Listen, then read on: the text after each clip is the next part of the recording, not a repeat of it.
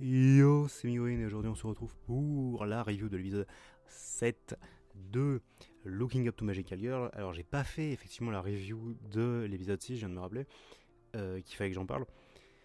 J'ai pas fait de review sur l'épisode 6 parce que du coup c'était un épisode que j'ai pas spécialement apprécié et en fait j'avais essayé de faire la review et elle a duré genre 2 minutes, donc en fait je trouvais que c'était pas vraiment intéressant de poster. Les points intéressants à retenir, c'est que ça buildait un peu les personnages de Magenta et de Sulfure, ce qui était cool, et un peu la relation qu'elles peuvent avoir du coup dans le manga en fait. Ça mettait des petites notes là-dessus, et c'était un truc en fait que j'appréciais beaucoup en fait. Il y avait beaucoup de nouvelles scènes en fait depuis le manga, et la scène d'action disons principale, donc c'était Magenta contre Alice, qui était pas folle en vrai, même pas ouf. On va dire, bah, c'est juste parce que genre c'était le King qui était un peu bizarre, mais bref, peu importe. Et mais en fait, ce qui était intéressant pour le coup, c'est que là, ils ont pas foiré en fait le pouvoir de Alice en faisant une scène qui n'avait aucun sens concernant son pouvoir. Donc c'était un peu les trucs à retenir de cet épisode. Mais l'épisode 7, on en parle cette fois-ci parce que du coup, euh, ça se basait uniquement sur le chapitre 10, ce qui fait que je vais enfin pouvoir ranger mon tome 2. Et c'était vraiment bien. Je dirais que c'était un très très bon épisode, à vrai dire. Un épisode que j'ai vraiment apprécié. Notamment parce que du coup ça parlait d'une rencontre, enfin le deuxième match en solo, Azur contre Bosé, ce qui était cool.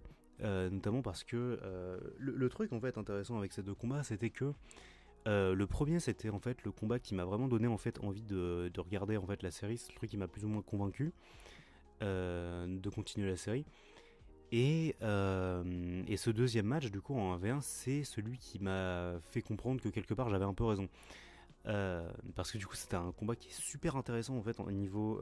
Pas forcément ce qui s'y. Ben, si, du coup, techniquement, ce qui s'y passe. Plus ce qui se dit en fait que ce qui s'y passe réellement. Les actions, mais on va en parler. Maintenant, alors il y avait trois. Alors j'ai pris que trois notes. Et c'était sur des trucs bien, pas bien et le bien, on va commencer par ça. Ils ont introduit un nouveau personnage qui est un personnage fictif, il me semble, qui est Magical Mimiru, qui est une héroïne de dessin animé, il me semble. Ce qui était marrant, c'est que du coup, en fait, elle est aux trois couleurs des Tresmaga, en fait, donc jaune, rouge, enfin rouge, rose et bleu, azur. Azur, magenta et sulfure, c'est une couleur, je sais même pas. Bref. Et, euh, et c'était intéressant en fait parce que du coup on se rend compte que du coup c'était un dessin animé en fait enfin c'est l'héroïne d'un dessin animé que Utena regardait quand elle était jeune, plus petite, et ça c'était marrant. Et notamment du coup plus tard aussi dans l'épisode, un truc qui n'était pas encore dans le manga. Et d'ailleurs je l'ai pas dit, mais Magica Mimiru n'était absolument pas dans le manga en fait, hein. C'est pour ça que je le dis, et c'est pour ça que j'en parle et que c'est marrant. Mais justement plus tard en fait il y a une exposition en fait sur les Magical Girls, et c'était intéressant parce que du coup on voyait il y avait les Tresmagia, il y avait Magical Mimiru, il y avait certaines autres Magical Girls qu'on ne connaît pas. À savoir que du coup, spoiler j'imagine, mais de toute façon la saison 1 n'adaptera pas ça, j'arrête pas de dire la saison 1, la série n'adaptera pas encore ce passage, grossièrement. On voit d'autres Magical Girls, c'est potentiellement des Magical Girls qu'on revoit plus tard, parce qu'en fait du coup il y a des bad guys en fait plus tard dans la série qui sont des anciennes Magical Girls pour certaines. En fait, j'ai pas reconnu le chara design tout de suite, mais voilà, c'est intéressant ou pas, bref, peu importe. Donc là, à savoir qu'en fait, du coup, cette exposition, ça se passait un peu plus tard, parce que grossièrement, comment ça se passait dans le manga, donc du coup, on a grossièrement cette espèce de scène du début. Bah, attendez, en fait, j'ai le bouquin là, donc juste, attends, je relis incroyablement mon truc. Donc, on a cette scène où on voit qu'il y a justement Azur qui est un peu inutile, du coup on la voit avec l'espèce de petit pantin qui se fait chatouiller en fait, donc du coup il y avait ça dans le manga. Et donc juste après il y a la scène où elle est dans sa chambre, elle est en mode oh c'est nul cette affaire. Il y a son flashback de quand elle rencontre Magenta, et alors putain la petite mascotte c'est Vats il me semble, mais je suis pas sûr.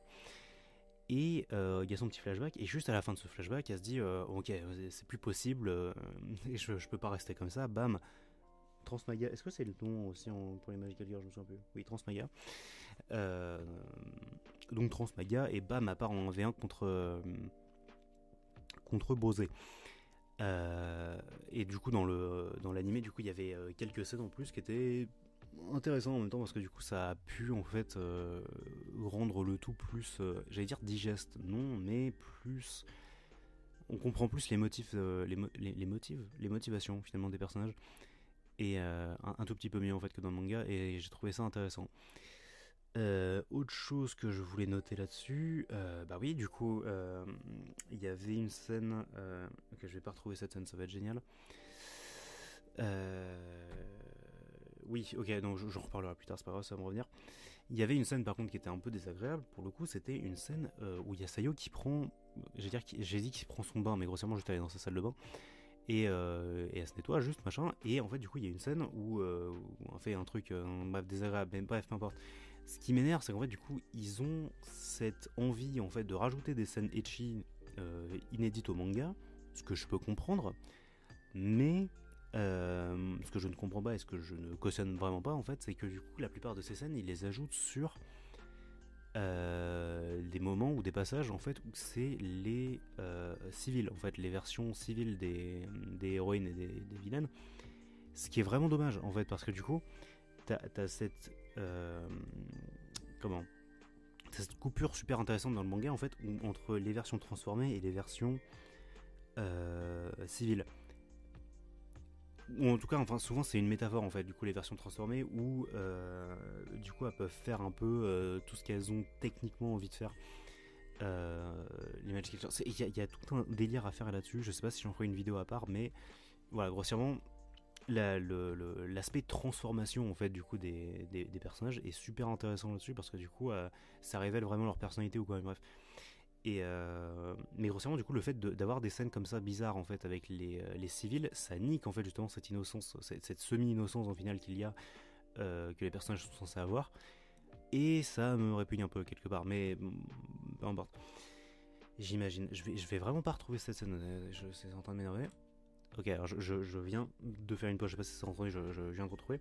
Il y a une scène en fait où du coup il y a Kiwi, Utena et. J'arrête pas de l'appeler Alice, mais en fait c'est Korisu. Qui traînent ensemble du coup et qui vont boire ces deux petits coups un petit jus de fruits finalement et cette scène était un peu lunaire en final parce qu'elle était un peu conne mais il y a surtout un truc que j'ai pas compris c'est qu'en fait il y avait Utena, vous l'aurez deviné si vous n'êtes pas dans le manga, il y a Utena justement qui sort en fait un espèce de papier, elle veut le donner à Kiwi mais en fait elle lui donne pas parce que du coup Kiwi qui part dans ses délires, Kiwi qui n'écoute pas Utena c'est récurrent finalement, c'est terrible. Mais du coup aussi surtout c'est intéressant parce qu'il y a Kiwi qui dit ah d'ailleurs, mes parents et moi, on va faire une petite sortie à Okinawa, machin mes couilles, du coup je serai pas là pendant un moment. Et donc du coup, à la fameuse scène du 1v1 contre Azur, bah du coup, il y a dans le manga en fait, il y a Utena qui fait, enfin Bose qui dit ah en fait si je suis venu seul c'est parce que dans sa tête elle le dit, si je suis venu seul c'est parce que Alice dort et que Kiwi ne répond pas à mes appels et mes messages. Dans l'animé, du coup, c'est Alice dort et Kiwi est parti en vacances donc on ne veut pas revenir. Ce qui était finalement un bon changement en fait, parce que du coup, le fait que Kiwi ne réponde pas aux appels et aux messages de Utena, c'était un peu bizarre dans le manga en fait. Genre, c'est genre pourquoi, tu vois, alors qu'elle est grave in love, mais bref, peu importe. Pour en passer du coup à un V1, parce que du coup c'était la partie importante, déjà, je vais juste partir de ce principe-là. L'animation était un peu bof en fait. Hein. Il y avait certains moments. Il y a un moment où il y a Utena Bose qui met un kick dans le visage de Sayo. Ça arrive à la fin du combat. L'animation, c'était vraiment genre comme ça, la grue vraiment. Et c'était terrible. Mais à part ça, sinon, ça allait. Il y avait même certains passages qui m'ont plus ou moins impressionné en fait en termes de compositing. Ça ne veut absolument rien dire en termes de visu en fait. C'était plutôt sympa. Je mettrai peut-être quelques images à l'écran et des comparaisons avec le manga parce que du coup je peux les refaire en fait maintenant parce que c'est intéressant. Mais en fait du coup le combat était intéressant en fait, hein, pour le coup vous l'avez vu, je vais pas énormément en parler pour le coup, mais c'est juste que mentalement c'était super intéressant parce que du coup on a vraiment la cassure finalement, ça ne se dit pas, du mental de Sayo en fait à ce moment là et là-dessus c'était super intéressant en fait que du coup genre complètement on va venir complètement briser en fait le personnage du coup pour lui faire en fait une littérale évolution en fait dans son personnage qu'on verra un peu plus tard. À vrai dire en fin de saison, du coup ça risque d'être super intéressant là-dessus et j'aurai pas mal de trucs à parler. Et un truc qu'on peut commencer à regarder d'ailleurs en termes du power scaling finalement des personnages, Sur le visage d'Utena, en fait, on va souvent en dessous de ses yeux remarquer des petites étoiles. Alors c'est des signes que je vais appeler des étoiles, je crois que c'est le terme utilisé, et qui sont un peu en bordel, et c'est un truc qui reviendra un peu plus tard dans l'épisode, d'ailleurs j'en reparlerai. Mais du coup le power system en fait principal du verse, c'est les étoiles en fait, grossièrement. Donc plus t'as d'étoiles, grossièrement, plus t'es puissant, pour être en board, mais c'est la plupart du temps c'est de meuf, donc bref. Et mais genre je reparle un tout petit peu plus tard, mais voilà, du coup on commence à voir ça en fait sur le visage de Utena, et c'est super cool. De Bosé, pardon. Bref, et le combat était cool, les visuels étaient sympathiques, mais l'animation bof. Et c'était un truc super intéressant que j'ai capté, pas que j'ai capté, juste que j'ai noté, grossièrement.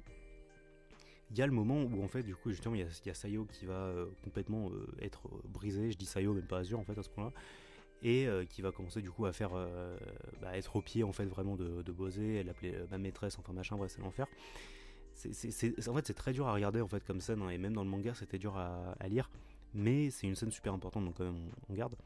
Mais le point que je voulais aborder, c'est du coup, justement, il y a Bosé qui, elle-même aussi, enfin elle aussi, pète un câble en fait là-dessus en fait, parce que c'est super intéressant en fait ce qui se passe dans sa tête, parce que grossièrement, en même temps, elle est genre vraiment pour le coup dégoûtée en fait du comportement de Azur.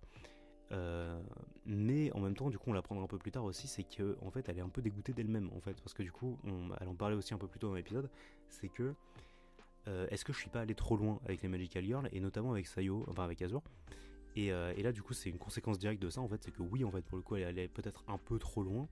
Et du coup, en fait, elle a créé un peu en fait ça. Enfin, c'est de la faute directe de Bosé en fait, si Azur est dans cette situation. Donc voilà, elle se rend, on verra peut-être dans le prochain épisode, que effectivement c'est un truc qui la dérange en fait, Utena, je veux dire, d'être allé aussi loin. Mais en même temps, du coup, ce que je voulais noter, c'est que il y a un changement complet en fait dans la voix de Bosé en fait, parce qu'au début, elle a fait son grand truc, genre en fait, avec sa petite voix comme ça, cette espèce de petite voix de gobelin, et puis après, du coup, à part dans la grande dramaturgie, ça se veille pas, mais les bras comme ça, elle fait ah super et tout machin. Et justement, il y a un plan où elle est en train de torturer Azur justement un peu avant, et du coup elle est en mode allez comme ça justement, et genre c'est super. J'adore la tête de Utena en fait, et genre ses expressions faciales, mais de Bosé pardon. Et là où je veux revenir, c'est que du coup voilà, il y a un changement total dans sa voix en fait, du coup au moment où elle est en train de faire la morale en fait à Azur, et c'est super intéressant et super marrant à écouter en fait. Du coup elle a une voix genre bien plus stable et bien plus vraiment dans le dégoût en fait, et c'est super stylé, j'ai trouvé. Voilà, c'est bon, j'ai arrêté de faire mon fanboy, mais pour le coup, vraiment, je le répète encore une fois, mais Utena, donc Maga Bosé, en fait, c'est genre un de mes personnages principaux préférés, genre ever, en fait. C'est vraiment à ce point-là, je l'aime vraiment beaucoup. Et c'est notamment pour des scènes comme ça, en fait, où on se rend compte qu'elle aime vraiment les Magical Girls et qu'elle comprend vraiment comment elles sont censées fonctionner, et du coup, quand elle les voit comme ça la met dans tous ses états. Et du coup, une petite scène sympa qu'on a eu à la fin, c'était du coup le reveal finalement des bad guys de cette petite série finalement. Alors je vous donnerai pas les noms du coup, mais si je vous les ai déjà donnés techniquement dans un épisode, dans une review précédente. Mais voilà, on peut voir déjà en fait leur Guardians, ce qui est cool. Euh, alors non, on n'a pas vu tout, donc je pense en fait on les a juste vus un peu dans l'ombre, il me semble, si je dis pas de conneries. Et on voit surtout qu'en fait qu'elles étaient en train de faire ce fameux truc qu'on appelle la purge des Magical Girls, donc en fait qu'elles étaient en train de chasser les Magical Girls un peu partout. Et ça se remarque notamment avec les espèces de petits cœurs en fait qu'elles ont, cœur de R que Sayo a également, et qui se brisait un peu justement quand son état mental était en train de se briser. C'était un ajout de l'anime, ça, qui était plutôt stylé. Bref, on va ramener un peu là-dessus. Et ce que je voulais dire, en fait, je reviens là-dessus en fait sur le coup des étoiles, parce qu'il me semble que du coup sur les bad guys finalement, on voit un peu certaines étoiles. Donc voilà, c'est vraiment à suivre. Mais du coup justement, il y a la grande bad guy qui est en pathétique. Cette meuf là, consciemment, elle a beaucoup d'étoiles. Et je crois que c'est 4 en fait. Du coup, c'est par niveau en fait. Genre 4 étoiles, c'est vraiment. Genre, je crois que c'est vraiment. Il me semble que c'est le top 4. Et du coup, 0, c'est genre t'es faible. Et pour vous donner un ordre d'idée, justement, il me semble que Alice a 3 étoiles. Mais du coup, voilà, justement, c'est en fait ce qui la freine vraiment, c'est son âge, du coup, et sa réserve de mana. Je sais pas pourquoi j'arrête pas de parler de ça, genre, power scaling. Voilà, finalement, c'était un super épisode pour le coup, vraiment un épisode que j'ai apprécié. Et on se retrouvera pour le coup la semaine prochaine, normalement, je pense pas qu'il y ait un break, pour l'épisode 8. Bientôt la fin, finalement, hein, c'est un peu triste à dire, mais bientôt la fin. Il y aura 13 épisodes, il me semble. Donc voilà, c'est tout pour ça, et on se retrouve la semaine prochaine, comme je disais, la bise et à bientôt.